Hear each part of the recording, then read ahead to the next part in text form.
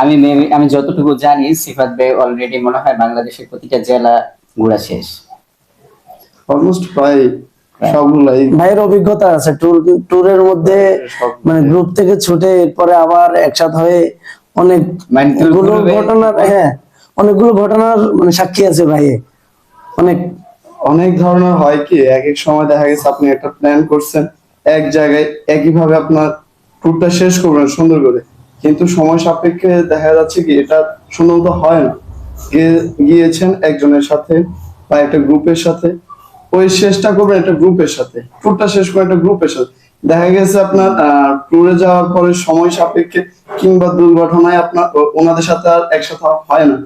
পরবর্তীতে এরকম একটা আমারও ঘটনা হয়েছিল, যেটা আমরা গিয়েছিলাম সুনামগঞ্জ টাঙ্গর হাওরে যাওয়ার সময়। ওইখানে আমরা গ্রুপ যেটার সাথে গিয়েছিলাম প্রায় অলমোস্ট বিকাল পর্যন্ত ছিলাম। বিকালে ওইখান থেকে আমরা সবাই যার যার মতো করে বিভিন্ন স্পটে ঘুরতে গিয়েছিলাম। পরবর্তীতে আমরা একটা স্পটে গিয়েছিলাম শিমুল বাগান। ওই শিমুল বাগানে যাওয়ার পরে হয় কি, ওইখানে নেটওয়ার্ক নেই। নেটওয়ার্ক ইস্যুর কারণে আমাদের গ্রুপ থেকে আমাদেরকে ফোন দিতেছে যে আপনারা তাড়াতাড়ি আসেন, আমরা বের হয়ে যাচ্ছি। তো আমাদের নেটওয়ার্ক না থাকার কারণে হয় কি, ওনারা চলে যায়, ফোন আসে না তো। ফোন আর আসে না। তারপর হয় আমরা এখান থেকে আবার যখন গ্রুপের সাথে অ্যাড হইতে যাই, তখন ওনাদেরকে ফোন দেয় যে আপনারা কই, আপনারা তো নেই। ওনারা বলছে যে ওনারা চলে গেছে। চলে গেছে যে হাওর তো অনেক বিশাল বড় হাওর, হ্যাঁ, ওইখানে ওনারা অলমোস্ট প্রায় 30% ক্রস করে ফেলছে। তো 30% ক্রস করার পরে আমরা তো ওনাদেরকে যখন আর ফোনে পাচ্ছি না, ইয়ে তো পাচ্ছি না, তো আমরা ওইখানে ট্যুর গাইড যারা থাকে, ট্যুর পুলিশ বিশেষ করে, ওনাদের সহায়তা নেই। ওনাদের সহায়তা নেওয়ার পরে ওনাদেরকে ফোন দেয়, ফোনের মাধ্যমে ওনারা বলতেছে যে না আজকে আর হবে না। তো এর পরের দিন আমাদেরকে ইমিডিয়েটলি ঢাকায় থাকতে হবে, যার কারণে আমরা ঢাকায় ব্যাক করার জন্য যে কোনো পদক্ষেপ নিতে রাজি। তো শিমুল বাগানে ওই জায়গায় তো আপনি একদিন স্টেও করতে পারবেন না। না না, আমরা আসলে শিমুল বাগান না, ওই যে স্পট যে এরিয়াটা আছে ওইখানে কিছু আপনার ভাসমান রেস্তোরাঁ আছে, সেখানে আপনি চাইলে খাবারও খেতে পারবেন, থাকতেও পারবেন অ্যাজ আ হোটেলের মতো করে। তো আমরা কিন্তু এখানে থাকতে পারতাম, কিন্তু আপনার যদি চিন্তা করেন সুনামগঞ্জ থেকে ঢাকায় অলমোস্ট 12 ঘন্টা একটা জার্নি, এটা আপনার লেগেই যাবে, আসতে হোক যেতে হোক লেগেই যাবে। ওই সময় আমরা ওইখান থেকে ব্যাক করাটা সবচেয়ে বেশি প্রয়োজন ছিল। কেন, আমরা তো বিজনেস করি অলরেডি, আমাদের একটা টাইম টেবিল আছে যে আমাদের দোকান খোলার জন্য, অফিসে যাওয়ার জন্য। সবাই আমরা 11 জন গ্রুপে ছিলাম, মানে আমরা আলাদা হয়েছিলাম 11 জন, সবাই এক একজন এক একটা কাজে ছিল। পরবর্তীতে আমরা অনেক কষ্ট করে রাতারাতি আপনার যে বাইক নিয়ে আমরা ঘুরছিলাম, ওই বাইক আলাদেরকে নিয়ে আমরা রাতে প্রায় ওনাদের মেইন টাউন যেটা সুনামগঞ্জের মেইন টাউন, ওইখানে গিয়েছিলাম। অলমোস্ট কেন জানি 84 কিলো 85 কিলোর মতো বাইক ট্রাভেল করছি। পাহাড়ের রাস্তা, অন্ধকার, এই বৃষ্টি এই নাই, কি একটা অবস্থা, দূর হোক। তারপরে এক বাইকে আমরা 3 জন করে এরকম আপনার অনেক কষ্ট করে যখন আসছে, আসার পরে অলমোস্ট সারাদিন ঘোরার পরে কারোর পকেটে টাকা নেই, আছে কোথায়, বিকাশে। ওইখানে এমন কোনো দোকানও নাই যে আপনার বিকাশে ক্যাশ আউট করবে, বাসালাকেও টাকা দিতে পারিনি। পরবর্তীতে আমরা ঢাকায় নেমে তাদেরকে ক্যাশ আউট করে টাকা দেওয়া লাগছে। তো এই বাইকওয়ালাদেরকে টাকা দিতে পারে না। এখানে একটা কাহিনী হয়েছে কি, বাইকওয়ালাদের সাথে আমাদের একটা বন্ডিং হয়ে যায়, যখন আমরা ঘুরতে বের হই তাদের সাথে একটা ভালো বন্ডিং হয়ে যায়। তো ওনারা আমাদেরকে মানে অনেক ভালো একটা সহযোগিতা করছে, যেটা আসলে সাধারণত করে না, অপরিচিত একজন মানুষকে এভাবে সহায়তা করে না, এরকম আর কি। আলহামদুলিল্লাহ, আল্লাহ তাআলা আমাকে অনেক জায়গায় ঘুরাইছে, অলমোস্ট বাংলাদেশের অনেক জায়গায় আল্লাহ তাআলা দিয়েছে। বাইকওয়ালারা যারা ওরা তো সহযোগিতা করে না, তো ওরা কি সহযোগিতাটা করছে আপনি? সহযোগিতা বলতে সর্বপ্রথম আমাদের কাছে টাকা ছিল না, হ্যাঁ। এটা হলো বড় প্রবলেম। আমরা দুপুরে খাওয়ার পরে তেমন আর খাবার খাওয়া হয়নি।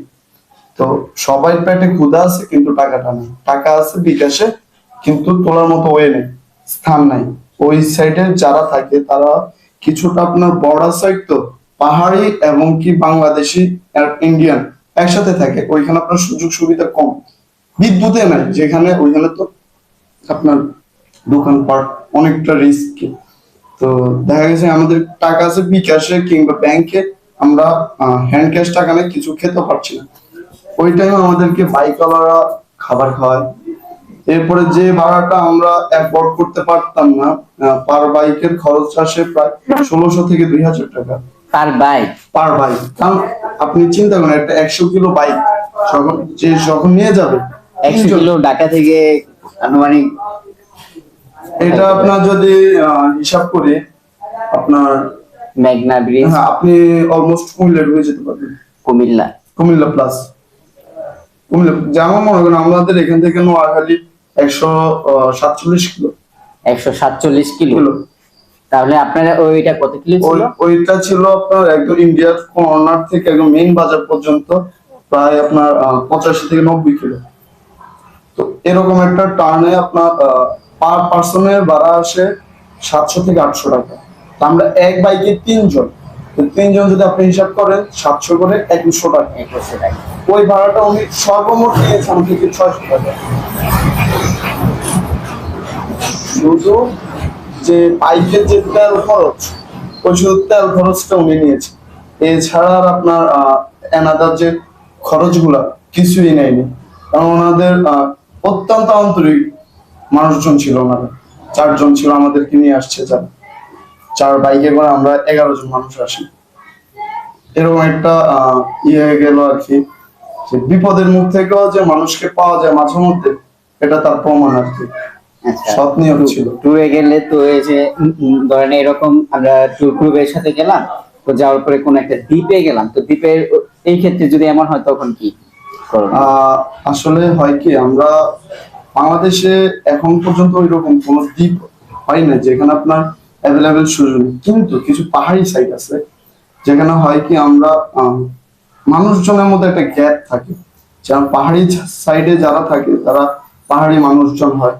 তো পাহাড়ি মানুষজন আর আমাদের যে এক্সট্রা বাঙালি যে আমরা যাদেরকে ইয়ে করি, ওনাদের অনেকটা একটা তফাৎ থাকে, পার্থক্য থাকে, ডিস্টেন্স থাকে। তো দেখা গেছে আপনার ওইখানে গেলে যদি আপনি কোনো মানে এরকম একটা হয়েছিল কাহিনী, এটা আমার সাথে হয়নি, আমার একটা বড় ভাইয়ের সাথে, ওনার এক্সপিরিয়েন্স থেকে বলা। উনি রাঙামাটি গিয়েছিল, পরবর্তীতে উনি একটা পাহাড় দেখার জন্য শুধু আপনাকে স্টে করতে হইতো আপনার 12 ঘন্টা, চাইতে 6 আইতে 6 ঘন্টা, মানে আসা যাওয়া মিলে 12 ঘন্টা। উনি যাওয়ার সময় ওনার অনেক লেট করে ফেলছিল, প্রায় রাতে 3টার সময় ওনারা বের হয়েছে ওই জায়গায় যাবে হেঁটে হেঁটে। ওই পাহাড়টা কালী পাহাড় নাই কি না আমি ভুলে গেছিলাম। ওইখানে যাওয়ার পরে ওনাদের রাতে ওইখানে থাকতে হয়েছিল, যে একটা অভিজ্ঞতা।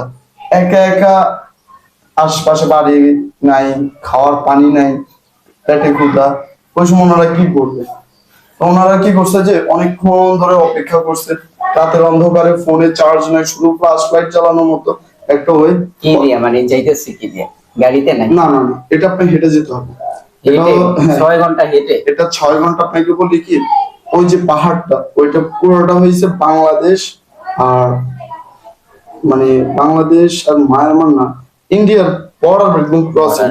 রাঙ্গামাটির ওইদিকে তো হচ্ছে মায়ানমার। মায়ানমারে মায়ানমার। তো ওই জায়গায় যাওয়ার মতো কোনো রোড, ওইখানে সব আপনার পাহাড়, আর ওইখানে শুধু আপনার পাহাড়ি ছাড়া অন্য কোনো মানুষে থাকে না। পরে ওনারা অনেক কষ্ট হয়ে বসে যে আমরা লাস্ট একটা থিনচিংনাই একটা কার বাসায় ছিল ওনাদের ওইখানে, ওনাদেরকে রাতে খাওয়া দাওয়া হয়েছিল প্রায় শুকরের মাংস।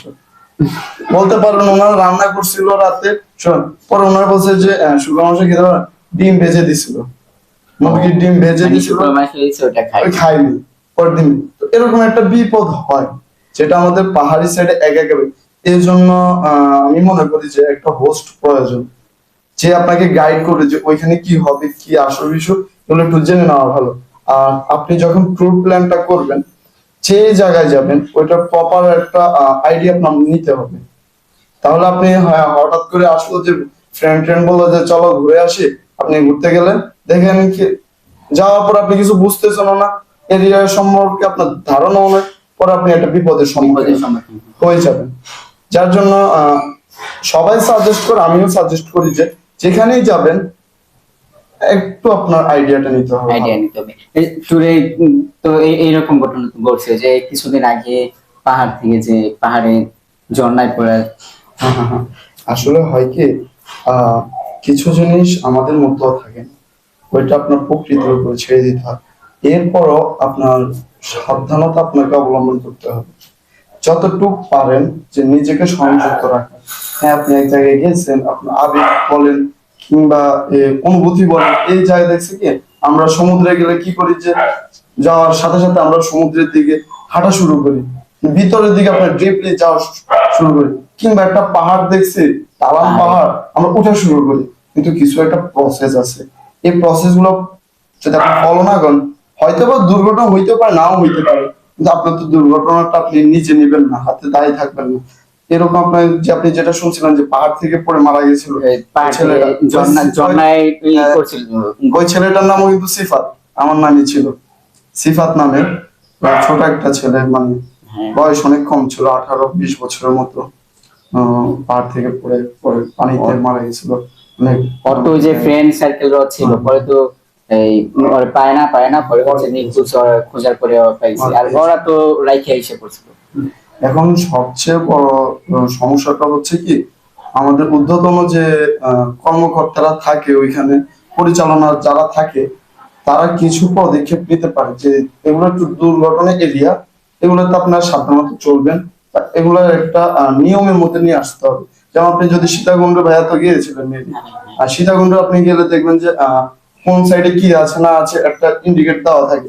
এরকম যেগুলো আমরা একটু বেশি কেয়ারফুলি থাকা প্রয়োজন, ওইরকম সাইট গুলোতে আমি মনে করি যে এরকম কিছু একটা পদক্ষেপ নিলে ভালো হয়, যাতে টুরিস্টরা একটু ভালোভাবে আচ্ছা, থাকতে পারে। টুরিস্টে হচ্ছে আপনার এই যে বান্দরবন যেটা বললেন, বান্দরবনে বা সাজেক ওই দিকে গেলে অনেক টুরিস্ট হচ্ছে অনেক সমস্যার সম্মুখীন হয়। যেমন ধরেন গাড়ি বা ওই পাহাড়ি যারা আছে তাদের অনেক সম্মুখীন, অনেক বিপদে, বা অনেকে যে সেনাবাহিনী তো এনআইডি কার্ড যেটা রাখে, বা ওটা তো একটা রিস্ক দেখে হয়তো রাখে। তো ওই সব জায়গাটা গেলে কতটুকু নিরাপদ বা কতটুকু অনিরাপদ, বা ওই জায়গায় কি কি বিপদ গুলা হয় স্বাভাবিকভাবে সাজেকে বা পাহাড়ি অঞ্চলগুলোতে?